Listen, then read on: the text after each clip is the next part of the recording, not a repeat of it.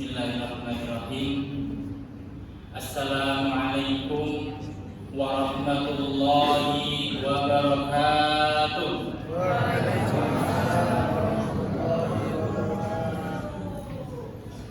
Innal hamdalillah nahmaduhu wa nasta'inuhu wa nastaghfiruh wa na'udzu billahi min syururi anfusina wa min sayyiati a'malina. Man yahdihillahu fala mudilla lahu wa man yudlilhu fala tajida lahu waliyyan mursyida. Asyhadu an la ilaha illallah wahdahu la syarika lahu wa asyhadu anna Muhammadan abduhu wa rasuluhu amma ba'du. Wa qala Allah ta'ala fil Qur'anil 'azim, a'udzu billahi minasy syaithanir rajim. Bismillahirrahmanirrahim. Ya ayyuhalladzina amanu kutiba 'alaikumus shiyam kama kutiba 'alal ladzina min qablikum la'allakum tattaqun. Wa qala an-nabiyyu 'alaihi salatu wassalam, fa inna asdaqal hadithi kitabullah wa khairul hadi hadi Muhammad wa syarrul umuri muhdatsatuha fa inna kulla muhdatsatin bid'ah wa kulla bid'atin dhalalah wa kulla dhalalatin finnar. Ayyuhal hadirun, jamaah salat maghrib ingkang minulya, ingkang kawula hormati bapak-bapak pimpinan ranting Muhammadiyah Brangsi napa belum Brangsi Pak? Brangsi mawon nggih wonten pimpinan ranting Muhammadiyah Brangsi. Ingkang kawula hormati Bapak Ibu sesepuh di sepuh Muhammadiyah Brangsi, yang kami hormati, kula banggaaken teman-teman pimpinan ranting pemuda Muhammadiyah Brangsi. Pertama, monggo kita sedaya bersyukur dengan Allah Subhanahu wa taala. Amargi Allah Subhanahu wa taala sampun maringi kita sedaya niki luar biasa kathahipun nikmat. Nikmat luar biasa, nikmat kata, nikmat ageng, sampai-sampai kita niki sing ngrasakaken andaikan kita niki ngitung, kita niki mboten saged ngitung nikmat sing diparingaken Allah teng ngene kita sedaya. Wa in ta'udzu ni'matallahi la tuhsuha. Dan jika kalian hendak menghitung nikmat yang kami berikan kepada kalian, la tuhsuha, niscaya kalian tidak akan pernah untuk mampu. Di antara nikmat luar biasa Bapak Ibu, khususnya tenggene kula inggih menika sakniki kula saged manggihi jenengan. Dalam kula niku hutan kene Lamongan sebelah selatan nggih. Moro Nyamplung niku Kecamatan Kembang Bau yang paling selatan, perbatasan Kali Alas Bapak Ibu. Alhamdulillah saged kapanggih jenengan Lamongan pesisir bagian utara. Niki kan di luar biasa. Kaping kalih selawat ugi salam mugi-mugi katuraken dumateng Nabiullah Muhammad sallallahu alaihi wasallam. Bapak Ibu yang kami hormati, pas sedasa dinten iki Mas Eko WA kula disuwun ngaos ngene ten Brangsi panitiaipun pimpinan Ranting Pemuda Muhammadiyah Brangsi 7 Maret saniki 17 Maret. Kula niku kalau yang undang niku teman-teman IPM, teman-teman pemuda itu insya Allah saged niku kula usahaken saged Bapak Ibu.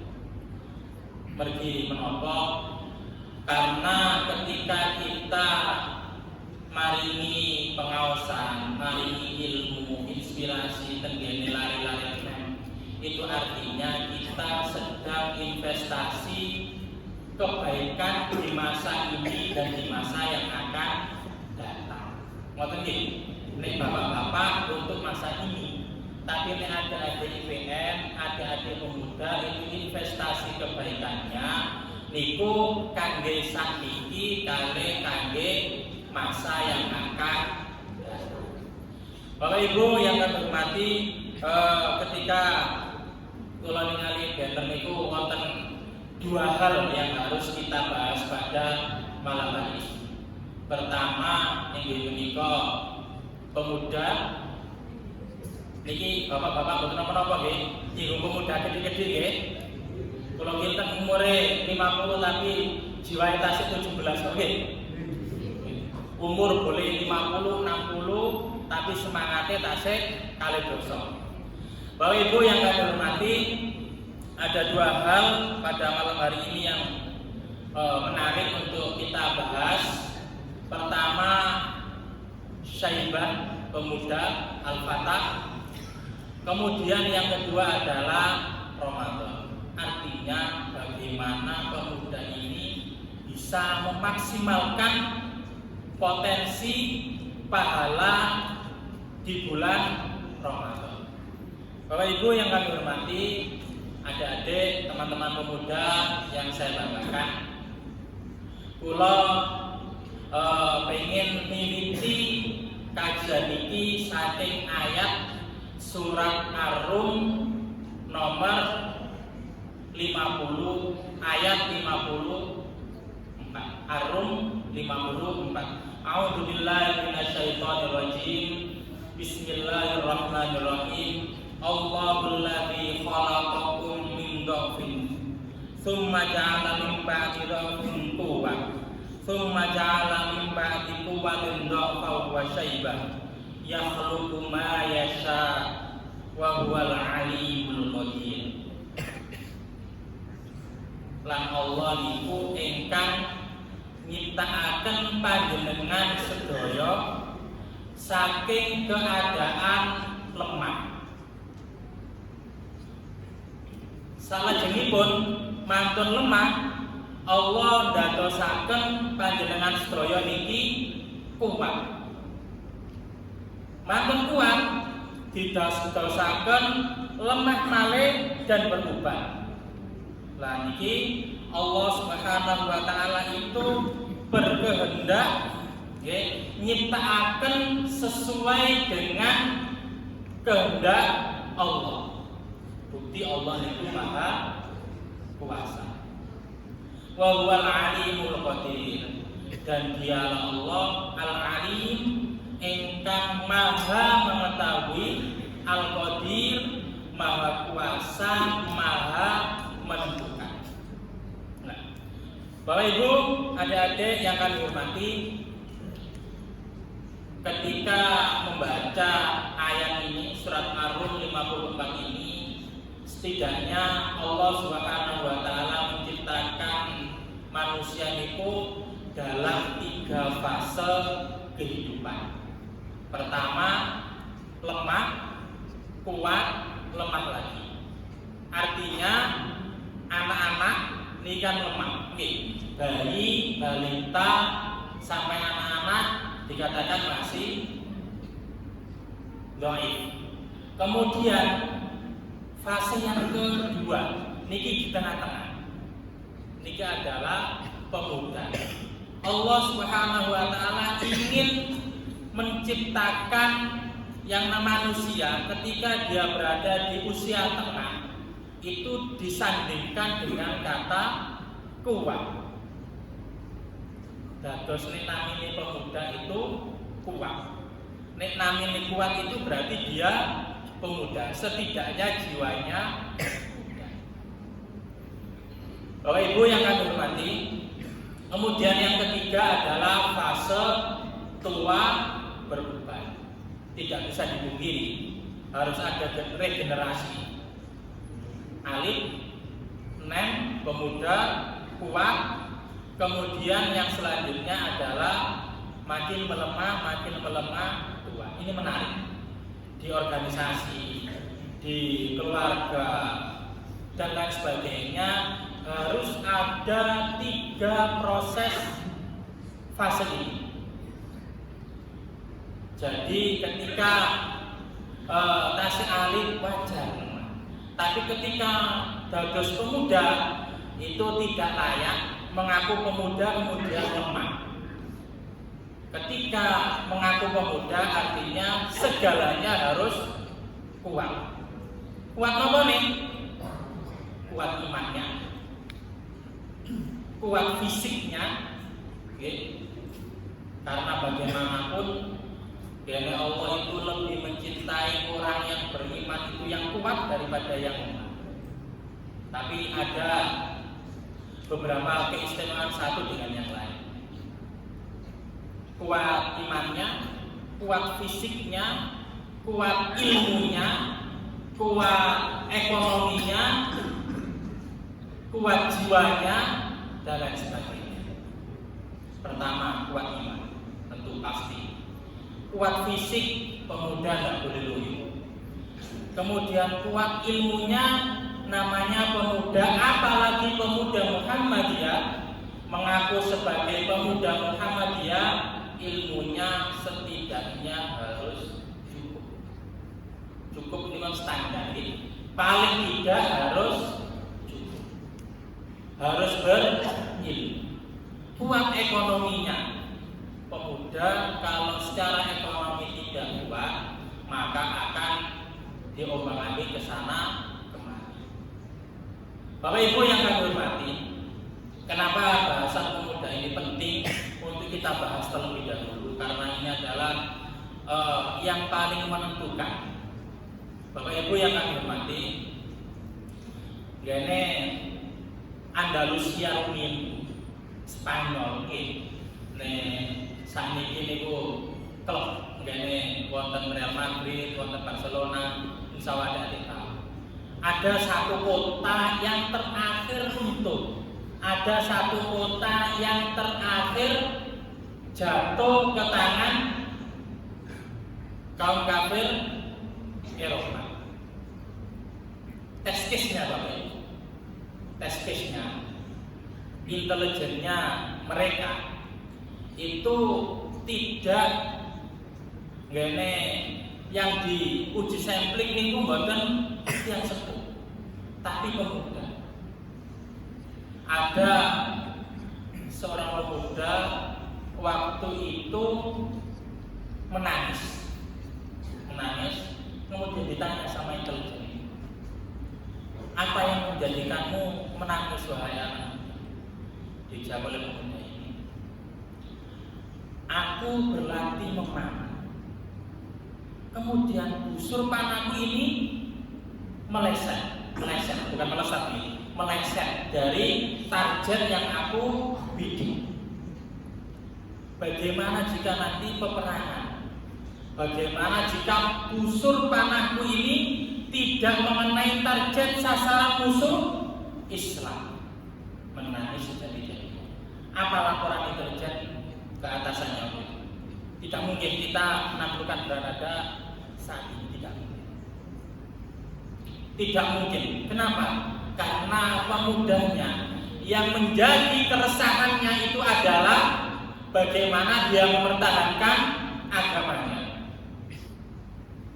Jadi sukses dan tidaknya dakwah, sukses dan tidaknya pribadi seorang pemuda itu ditentukan apa yang menjadi keresahannya, yang menjadikan hatinya resah.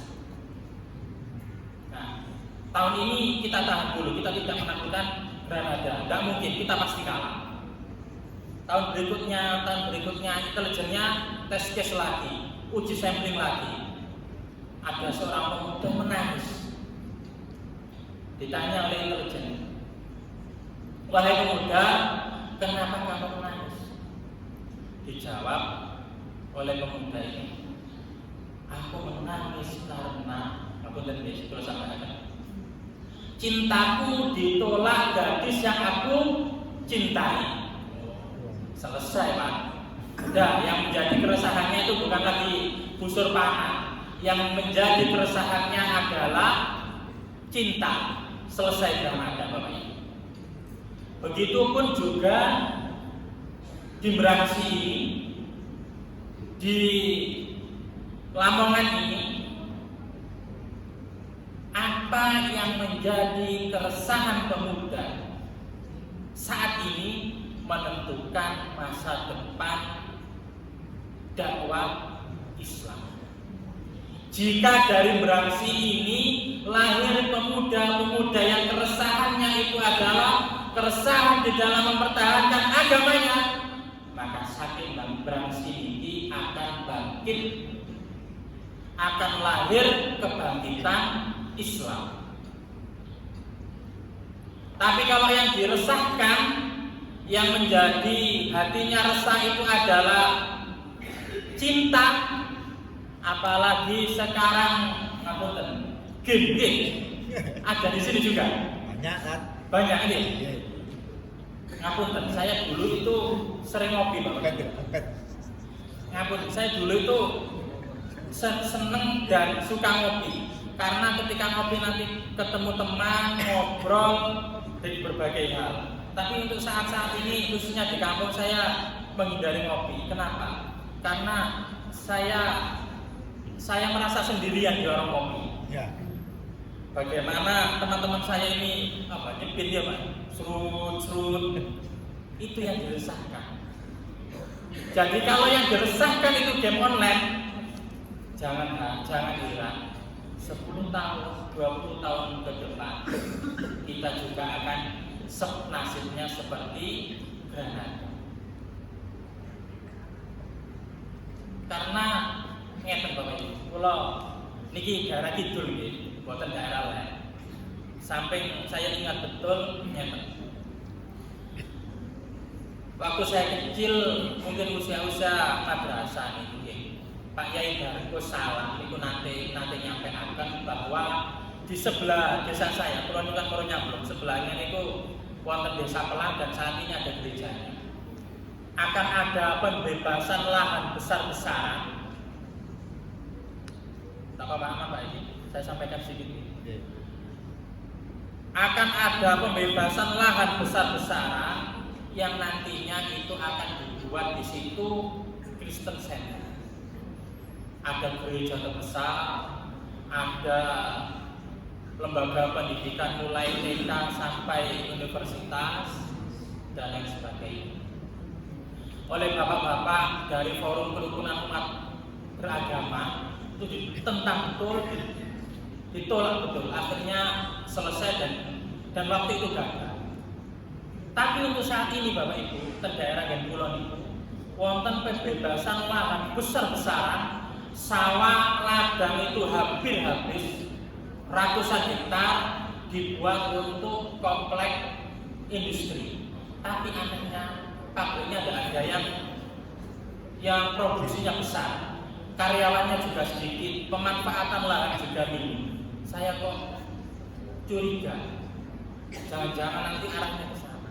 Ini curiga kula mawon. Nggih naudzubillah min dzalik. Lah tes case-nya kalau di warung-warung itu yang diresahkan itu adalah game online, bisa jadi nasib kita seperti Granada. Karena ukuran kekuatan Islam terbesar itu adalah di pemudanya. Baginda Rasulullah Shallallahu Alaihi Wasallam itu sampun nyampaikan, Nasrani Syaiban, wa khadzalani Syuyukhon. Aku itu ditolong oleh pemuda, dan aku ini dihinakan oleh orang-orang tua.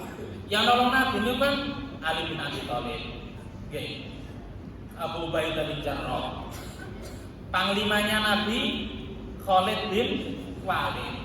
Khalid bin Walid itu sinten? Khalid bin Walid itu adalah anaknya Walid bin Mughirah, tokoh besar, tokoh utama yang menentang dakwah Nabi. Geser sedikit, mantan Walid bin Mughirah, wonten Abu Jahal, wonten Abu Sufyan dan lain sebagainya. Itu kan golongan-golongan sepuh. Tapi yang golongan yang menerima dakwah Nabi itu adalah kebanyakan dari golongan sampai-sampai Umar bin Khattab itu, Bapak Ibu, ketika beliau menghadapi masalah yang rumit, masalah yang sulit, yang dipanggil niku boten tiyang sepuh, tapi lare-lare nek. Ngapunten, boten bermaksud gene merendahkan sesepuh, tapi wonten keistimewaan satu dengan yang lain.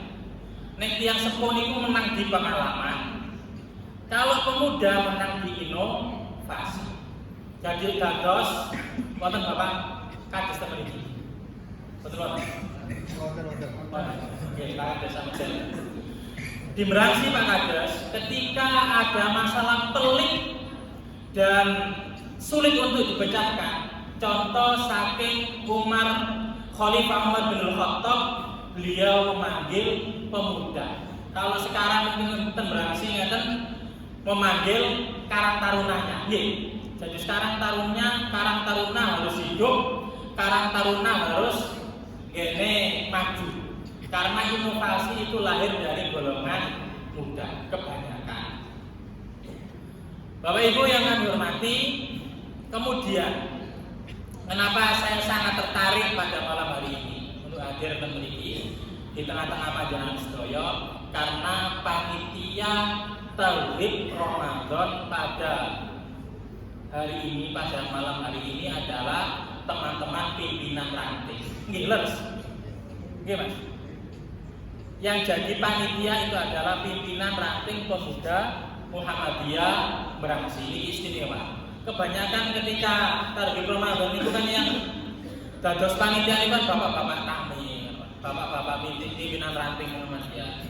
Tapi luar biasanya Meransi ini kan bapak-bapak sudah mencetak kader, sudah mendelegasikan beberapa tugas utamanya kepada anak-anak muda. Ini kan luar biasa. Jadi tanda-tanda keberhasilan orang tua, tanda terbesarnya itu adalah ketika dia mampu mengkader generasi di bawahnya. Bukankah Allah Subhanahu wa taala sudah memperingatkan kita sedaya? A'udzubillahi minasyaitonirrajim. Bismillahirrahmanirrahim. Wal yakhshal ladzina law taraku min khalfihim dzurriyyatan di'afan. Dan hendaklah kalian khawatir, hendaklah kalian takut kalau kalian itu akan meninggalkan generasi setelah kalian itu generasi yang lemah. Sampun diperingatkan Allah.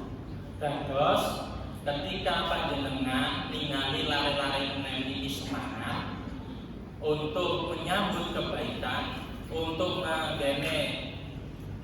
berlomba-lomba dalam kebaikan, niki yang menang sebetulnya bapak-bapak kalau ibu. Yang berhasil ini adalah orang tuanya. Niki masih berapa menit Mas? Masih panjang? Cukup ya? Bapak Ibu yang kami hormati, untuk selanjutnya Ramadan 1444 Hijriah menurut putusan tarjih pimpinan pusat Muhammadiyah, insya Allah 1 Ramadan akan jatuh pada tanggal 23 Maret. Artinya ini kalau dalam bahasa Arab tidak sekedar ahlan wa sahlan. Nek ahlan wa sahlan itu selamat datang mawon. Selamat datang. Kita sambut seperti biasa. Tetapi khusus Ramadan niku wonten tambahan ahlan wa sahlan wa marhaban. Artinya kita sudah siap menyambut tamu besar. Kita sudah menyiapkan diri kita dengan sebaik-baiknya menyambut tamu yang agung, yakni kesempatan untuk berjumpa dengan bulan Ramadan. Ketika ditambah dengan kata marhaban, niku kalau kita analogikan niku ni ahlan wa sahlan, niku kita kedatangan tamu teman kita. Kula niki medaya teng daleme Mas Eko. Mas Eko paling nyiapi ngapunten Mas nggih. Kopi paling mah nggih. Tapi ketika Mas Eko niki kedatangan tamu sing badhe nglamar yogane, benten Pak. Nggih wonten gene minuman, makanan, wonten gene tempat juga. Gene cete sing kusem dicet disambut dengan sebaik-baiknya. Lah, Ramadan niku apa? Kalau bulan Zulqa'dah, bulan Syawal, bulan-bulan yang lain kita sambut gene dengan sebaik-baiknya. Ramadan jauh kita sambut dengan luar biasa sebaik-baiknya lagi. Lah, di antaranya Bapak Ibu yang kami hormati, cara untuk menyambut Ramadan dengan sebaik-baiknya itu adalah dengan kita menganggap, kita beranggapan bahwasannya Ramadan kali ini kita kan belum pasti berjumpa kan ya. Tasik wonten dinten Sabtu, Ahad, Senin, Selasa, Rabu. Tasik wonten gangsal dinten Mari. Apakah kita pasti berjumpa dalam Ramadan tahun ini? Belum. Tapi kita berharap nyuwun tenggene Allah kita diperjumpakan, dipertemukan oleh Allah dengan bulan Ramadan. Amin. Kita anggap Bapak Ibu yang kami hormati, Ramadan ini adalah Ramadan yang terakhir untuk kita. Andaikan kita diparingi Allah kesempatan berjumpa dengan bulan Ramadan tahun ini, kita beranggapan bahwasanya Ramadan ini adalah Ramadan terakhir. Apa konsekuensinya ketika Ramadan ini adalah Ramadan yang terakhir? Toh juga tidak ada jaminan di tahun 1445 kita akan berjumpa lagi dengan bulan Ramadan. Maka kita akan semaksimal mungkin memanfaatkan waktu kita, tenaga kita, ilmu kita, harta kita, apapun yang kita miliki untuk kita maksimalkan di bulan Ramadan. Nggih. Wong kula boten penting. Sapi kalau ini kan pun kenging corona nggih. Saniki teng daerah selatan Lamongan infonya pun wonten corona sapi mati. Kula boten penting sehingga ada lembu niki nggih. Lah 2019 muncul Pitko Pakapit, 2020, 2021 kita disibukkan dengan teror COVID. Mungkin ten beraksi bagus pinten nggih. Nek yen kula rumah sakit ten kampung. Kula niki mlebet tim pemandian jenazah. Bahwa alam pokoknya kula niku mandikan jenazah yang terpapar COVID niku, nggih. Secara klinisnya, labnya COVID niku kiambak kula kiambak pagi 3, malam ditimbali di telepon malih 3. Belum tim-tim yang lain, teman-teman yang lain. Nah itu ada yang masih muda, ada yang sudah tua, laki-laki, perempuan, nggih wonten teman saya, nggih, teman dokter yang masih seusia saya, gempal, gemuk, sehat, newancine Allah nimbali nggih ditimbali. Bulan-bulan ngeten iki tahun kemarin saya masih proses berjuang tenggene Rumah Sakit Sutomo. Yoga kula sakit tumor otak, perawatan di rumah sakit Muhammadiyah 2 bulan, ten Sutomo 2 bulan akhirnya meninggal. Yoga kula mawon meninggal. Napa malih kula. Lah, tidak ada jaminan Bapak Ibu. Kita di tahun depan pasti berjumpa lagi dengan bulan Ramadan. Artinya ketika kita sadari bahwasanya kita akan ini kesempatan yang terakhir, maka kita akan semaksimal mungkin memanfaatkan apa yang kita punya dalam rangka menyambut bulan Ramadan. Yang selanjutnya, Bapak Ibu yang kami hormati, kita di antara hal yang bisa kita maksimalkan di bulan Ramadan itu adalah kita memaksimalkan sholat kita. Sholat wajib 5 rakaat, 5 waktu, 17 rakaat bersama rawatibnya, ditambah lagi dengan tarawih yang 11. Ini penting, karena kenapa sholat yang menjadi awal yang harus kita maksimalkan? Karena sholat ini awwalu ma yuhasabu bihil abdu yaumal qiyamah as-sholat. Awal nanti yang dihisab pertama kali di akhirat adalah sholat kita. Ketika baik sholat kita, maka yang lain juga insya Allah akan mengikuti baik. Bapak Ibu ingkang kawula hormati, mantun ngene sholat yang harus kita maksimalkan. Yang selanjutnya adalah bagaimana tilawatil Quran, harus juga kita maksimalkan. Al-Quran kenapa penting? Karena ulama zaman dahulu, Bapak Ibu yang kami hormati, ketika di bulan-bulan yang lain para ulama salaf niki memaksimalkan diri mereka untuk thalabul ilm, menuntut ilmu, mengamalkan ilmu, nulis buku dan lain sebagainya. Khusus di bulan Ramadan ini, ulama-ulama terdahulu itu memaksimalkan diri mereka di dalam membaca Al-Quran. Ulama saja yang diparingi Allah keistimewaan ilmu di bulan Ramadan, mereka ganti haluan. Biasanya maksimal tenggane menuntut ilmu, mengajarkan ilmu, mewariskan ilmu.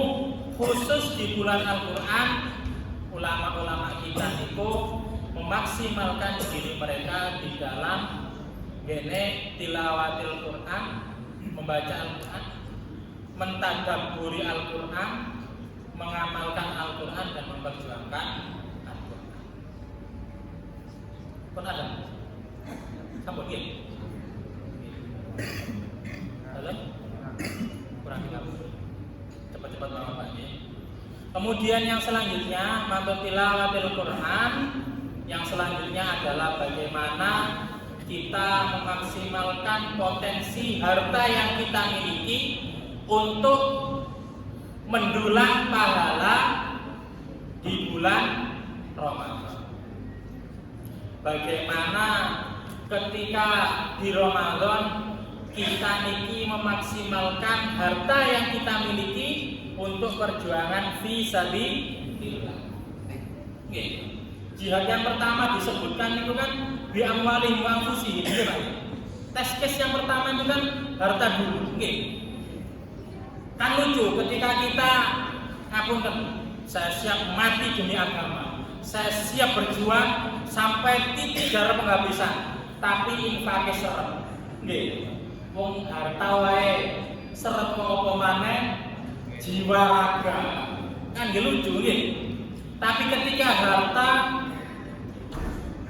harta itu bisa kita maksimalkan dalam meraih ridha Allah, insya Allah ketika panggilan jihad yang harus menuntut nyawa kita diambil, kita juga insya Allah akan siap.